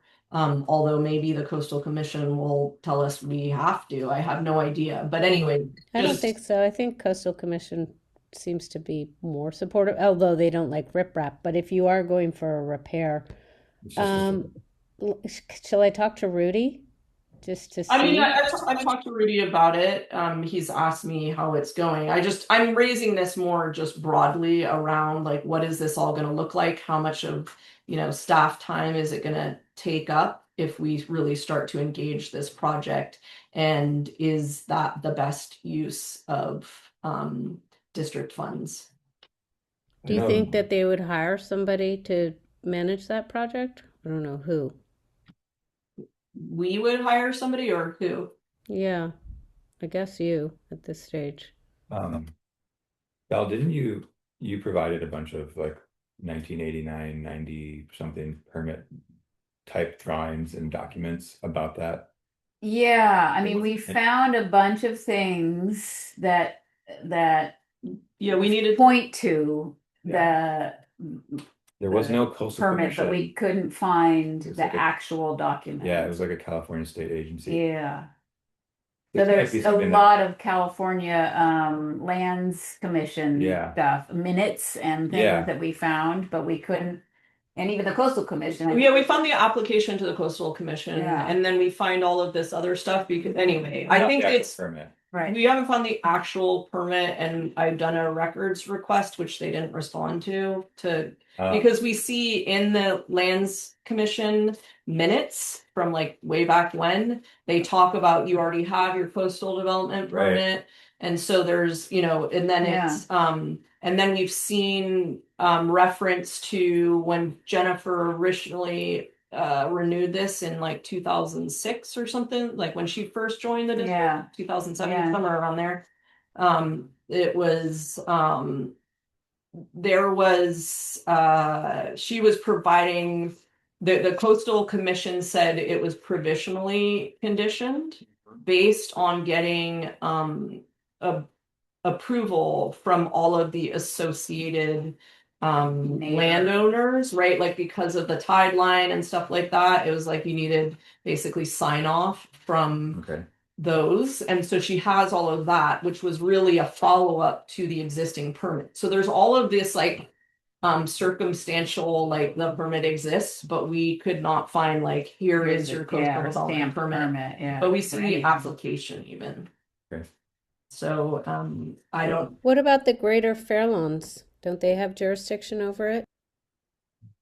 There was something about the different, initially when they did it, they had to get stuff from like, I don't know if it was the Army Corps of Engineers and the Yeah. Greater Fairland. Yeah, there was various like wider agencies that had to sign off on it. I Yeah, that was more approval. As far as the lead agencies, there's something called like the beach community, which Yeah. appears to be like the Little Mesa Yep. It's like some weird conglomerate of But folks the- up Like an there. owner in the Little Mesa was able to, like, Yeah, I think it was submit just something. basically because that groin not only includes the groin, but it also includes that weird seawall thing. Yep. And so they were particularly obviously championing the project because of impacts on the bluff. Right. And so there is reference to whatever that vestigial group is, and then us as the kind of agencies involved. Anyway, so I mean, I'm pursuing it like, okay, we're doing this, but I'm just envisioning that we'll get to a point where we have this huge price tag associated with the actual repairs, a lot of time to manage that project. and why are we doing it? Yes, and is it appropriate for water customers to be doing, Yeah. be spending their money on that? Okay. I have to Um, say, I'm personally fascinated by that, so I'm resisting holding my hand up. But if you don't have anybody helping work on that, I'm really interested in it. Yeah, I am too. I've kind of been doing a lot with some of my other projects on the Little Mesa. I feel like the Little Mesa homeowners would happily pitch in. There's a Okay. homeowners association on the Little Mesa. Are you sure? Yeah, maybe what we can do is look into the historic nature of that group and find out if it was individuals or maybe it was actually tied to like homeowners or something. You know what I mean? Like, I don't know Yeah, because it's very vague at this point. yeah, But yeah. It'd be good to bring them in terms of, the repair of this structure is gonna help save your property. yeah. And so whatever happened in the past, regardless, it's just like, Mhm. But I think benefits even them. beyond that, like when you look at the project, obviously it's to maintain this county beach and this sand and all of that. At least that's the way it was framed. I don't know in terms of like Yeah. the city of all of that. But that's why I have raised this with Robin Bartlett, who's the contact at DPW, who's working on the other, Surfers Overlook and all of that, to Yeah. be like, hey, is there an opportunity to collaborate on this? Because this is a county beach. And it feels like it's just this weird artifact of the weird, like keeping the county at arm's reach that BPUD took this project on Yeah. to begin with. Mhm. And that, honestly, Yeah. that's not really a super functional thing to have happened for a small public utility to have built this seawall that is basically Now our maybe- responsibility. yeah, now our responsibility and also maintaining what is effectively a public good that is serving the county at large. Yeah, I think it's the beach. I think it's also all of the inner lagoon, which is why I think it's Greater Fairlawn's interest. Okay. And you've got homeowners all along Wharf Road, Stinson being tidal. And you've got all the fishermen, which is why I think Rudy was so involved because he's interested in all those aspects. I never knew of it specifically about erosion control for the homeowners up on the Little Mesa. I think it was a bigger move than that. I think it's worth having a little talk. Well, you already have been talking with Rudy, but I'd love to talk with Rudy and I'd love to talk with Maria Brown. Okay. Sorry, who's Maria Brown? She was head of the Greater Fairlawns Oh. until she got ousted by Trump, but they astutely put her on their board. Okay. And she and I actively talk and walk, and so I'd be happy to pick up with that, see if there's Okay. something. And then finally, we have the tree removal project in Zone 5, which obviously we'll be talking about more at our board meeting. But it looks like we'll have, obviously right now we have no funding for that, but it looks like we should have multiple rounds of funding over the next 5 years, and that should be surfaced in our CIP once that gets fleshed out, assuming that project gets approved. And then the other thing that has just been raised, to be honest, as a staff, we didn't really focus obviously on any of these community-based projects. We were looking at our utility infrastructure. Hmm. But something that the fire district has raised is the idea of an emergency road. I think they've had to use it in the past, and they were just wondering if it could be like an actual road. I think, Like asphalt, deep yeah, that that very path, steep. deep path. They've had to use that previously when both Terrace and Oh, Mesa really? Road Yeah. were Trees were down on both roads, so they took that to get downtown. yeah, so it was basically an idea of, I think they have it, they want to do this project. Again, I would think Wow. that that's something that's being led by them, not so much us, because it's really their purview, I think. Oh, that doesn't make any sense to me. But I also They see it as if Mesa and Terrace are closed, then that's how the whole town can get out of town.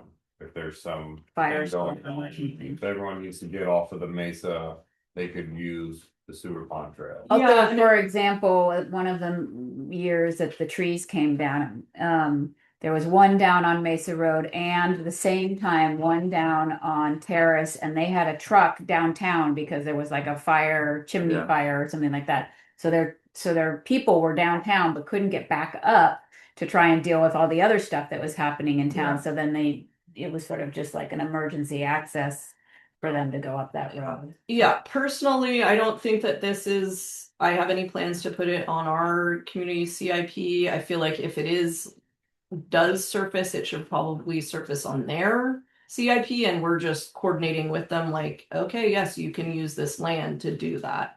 And the other thing I would say is that to me, when you look at sort of the emergency conditions under which both of those roads were closed, it was due to trees, and hopefully our tree project helps yeah. mitigate that risk. So, Right. but anyway, I mean, obviously I'm not gonna thwart them from pursuing it, but it's not something high on my list of things to do, given everything else we need to attend to.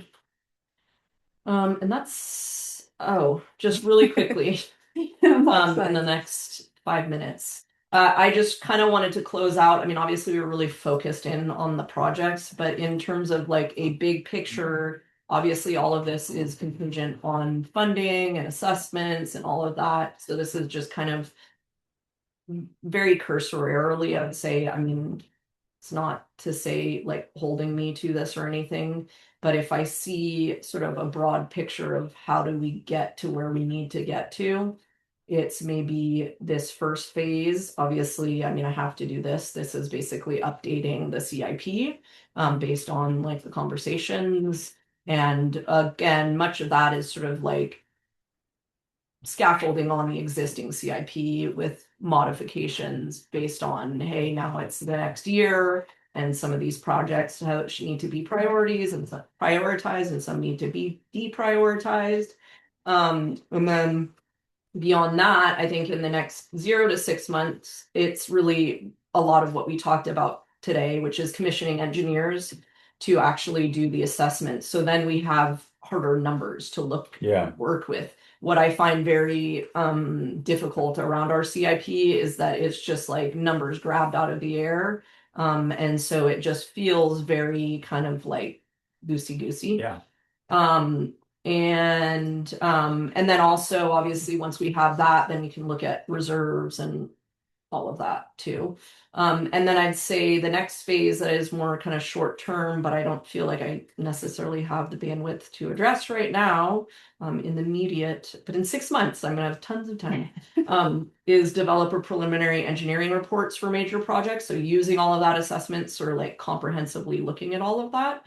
Look into a grant and low interest loan applications, state, federal programs, look into potential for a passage of a bond measure to support bundled projects.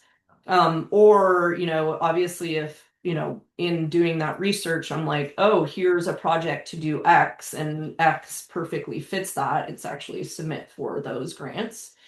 And then I'd say midterm is like the next 6 months to 24 months. Bundle related projects for cost efficiencies, whether, like I was saying, for the bond measure, and secure actual external funding. Yeah. And then beyond 12 months and continually is obviously launch some of these construction funded projects. And a continual annual tier one set aside for vehicles, buildings, and community projects. And monitor the health and adjust CIP schedule based on the funding success. So that's just kind of more like, okay, yes, we need to continue to massage our 5-year CIP based on what gets funded, what actually is happening. But ideally, I want our CIP to become a more real thing of what we're doing over the next 5 years, as opposed to it feels very kind of aspirational Mhm. right now. And that feels more appropriate for like a 10-year thing, but not for 5 years. 5 years should be like, This is what we're we're doing doing. this. Yeah. Cool, thank you. And that's it. That's it, huh? That's all we That's got? it. Yeah. Um, Thank you. I'm curious, my feedback, is it because there's more than one Zoom opened on your end? I don't think so, but I don't hear it now. Do Oh, you have don't us? hear it? Oh, there Oh, you no, go. you just muted us so quickly that I didn't hear it. No, I don't think so. Everything's closed on my Zoom, This and is it that just too. What does it's it only sound like?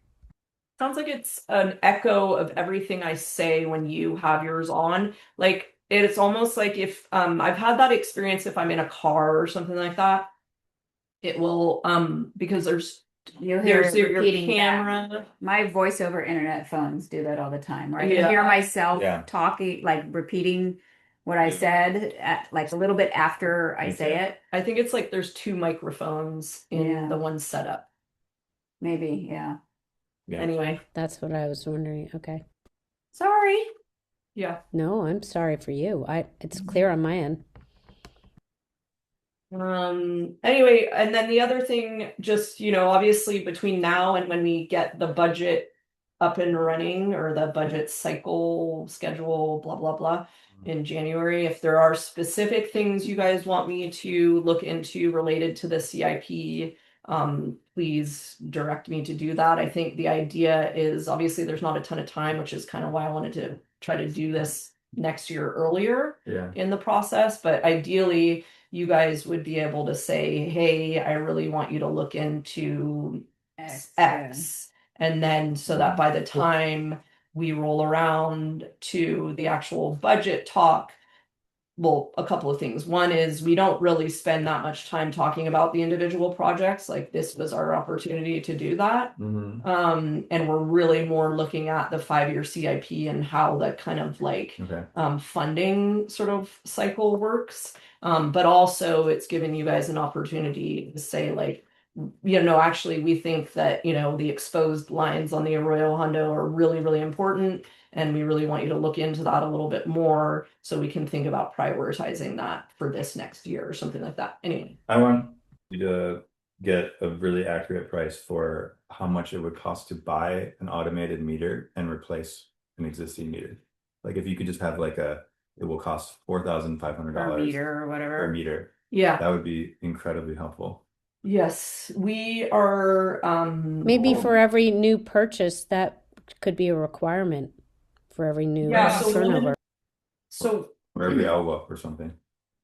yeah, so one of the things that we started to look into, I haven't like really followed up on it. We basically got this equipment to look at like Amazon Sidewalk, because part of the problem with doing a like 1-by-1 meter change is that some of the technologies rely on a mesh network of having multiple. But this particular technology piggybacks on existing like Amazon, whatever, blah, blah, blah. Okay. So, we essentially got that equipment and have been drove around with it so that we can see, is it feasible to use that here? It looks like it may be feasible. Okay. And I already got numbers for exactly that. Oh, cool. So I just need to continue to pursue like looking into that, because that seemed, it seemed like very useful for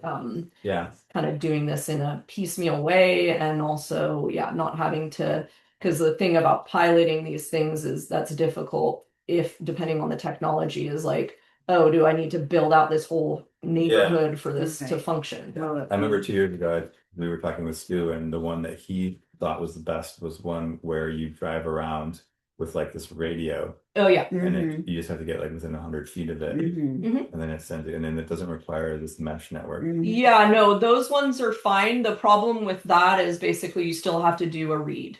Right. So that doesn't say, it's not the type of system where like, hey, cool, now, the customer can have like quote unquote eye on water, Access. so you don't get to like, the customer doesn't get an alert like, oh, you have a leak at your house. Like there are a lot of things that solves, but I think to me the sort of like technological advances that I think would be really useful, it doesn't do that. So that basically solves our our manual meters Right. stuff, but we're still having to drive by and be like, dink, Yeah. dink. So that's a little bit annoying. Do you get contacted when there's a sale of a property? Yes, usually what happens is somebody calls to say, it's not like always. Sometimes we have to find the people who The now. county's not calling you. No, but usually we'll have somebody who's just calls up and says, "Oh, I've bought this property or I've sold this property." But it's not some kind of automatic process. Yeah, I mean, I'm thinking that I heard you, Andrew, on LWAP. I just feel like LWAP, people doing the right thing, get such a beating. It would be great to have maybe like when a new homeowner buyer, what are the things they need to do? And it's all of this, no irrigation, getting the water. Maybe it's a new meter. Not Stu, Andrew just left. I was going to say it's great to have him at the meeting for a first time, and that it would be super helpful to hear what in the field do they all need and think is feasible within the next 5 years. Because I think we've looked and kind of put our our hope wish lists together for years, and now you're right, let's start implementing them, but I don't know what's critically important, and that's probably more out of the field and you, Georgia, and Bella. Yeah, sorry, along those lines, Kirsten, I don't know if I highlighted this, but I did incorporate literally we had our otter on when we went through that meeting. Yeah. So if you follow this link here, You send us this. yeah. Okay, cool. Mhm. Thank And you. then for some reason this is not working. But basically this is, the summary of our meeting notes, and I basically color coordinated in terms of, hey, was this a sewer discussion, a water discussion, because it was kind of meandering, so or is this just kind of general? But you can see a summary of all of that, and that the things that they brought up did bubble to the surface of this meeting, so I incorporated. That's where they said, what we care about is like the Arroyo Hondo access road and widening it and basically shoring up some of the portions where we get repeated, what is that, like rock slides and stuff. Yeah. So, and it's like, I agree with you because they're out in the field and they're the ones that are seeing this stuff. Or doing it, Yeah. Yeah. But anyway, so if you do want to see more about the individual kind of notes, you can follow that. A lot of it is me. I do. Okay. All right, so you'll send out this PowerPoint Yeah, and this we can look presentation. on that. Okay. And just to let you guys know, the other thing is, I don't think we need to give a formal update to the board. I just included that as meeting minutes from this note that would happen at the end of the meeting on Wednesday.